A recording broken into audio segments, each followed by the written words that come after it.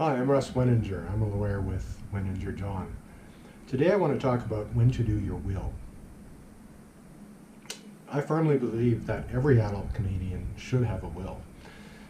Now the question is, when should you get your will done? Rather than providing a single definitive answer, I'm going to provide several possible answers as everyone's circumstances are different. Waiting until you're on your deathbed is not a strategy I recommend.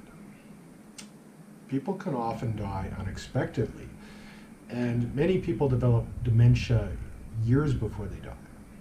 If you're on your deathbed and you want to do a will, or you want to make a change to an existing will, then that's perfectly fine, better late than never.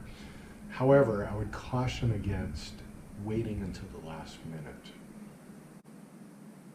Finding out that you've got a serious medical condition is a common reason for doing a will. If you find out that you have a serious medical condition and you don't have a will, then you should really plan on getting one done in the near future. As with the deathbed scenario, I would recommend against waiting until you find out that you're sick before actually getting to doing a will. Again, better late than never, but why procrastinate?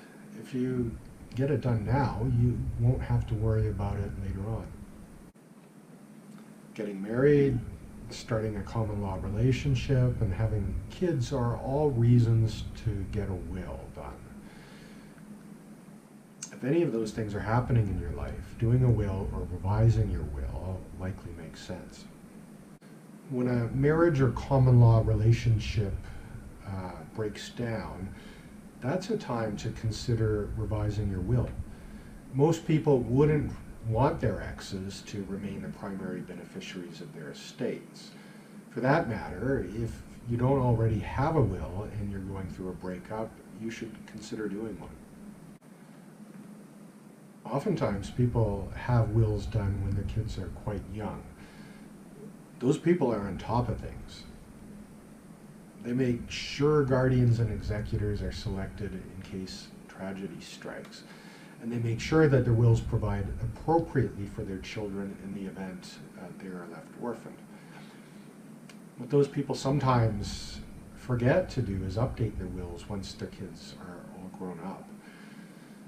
Whether you did a will when your kids were young or you skipped that step and now your children are already adults, it makes sense to do a will that reflects your current state of your family.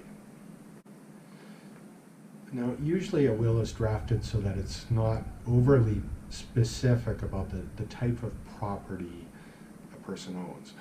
Most wills leave the entirety of the estate to one or more people. Sometimes the term residue is used to describe whatever assets are left over after all the specific gifts have been dealt with in a will.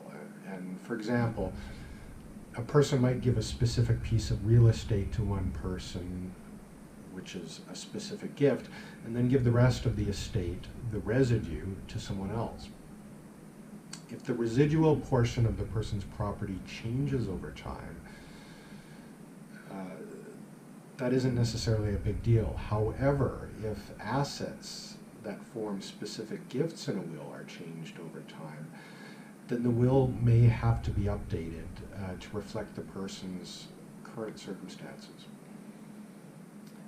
In the example previously mentioned, if the real estate that formed a specific gift in the will was sold and then a new property was purchased, the person who did the will might want to revise their will to specifically gift the new piece of real estate to the person who was meant to receive the old property. It's really not a bad idea to have a will if you're an adult. Even if you're a single person in your early 20s, doing a will is prudent. Sure, you may have to change your will as your life circumstances change, but that should be expected. Estate planning should change and evolve over a person's life. Don't put off doing a will just because you're waiting for some future event to happen. If you have any questions or comments, feel free to leave them in the comment section. Thank you for watching.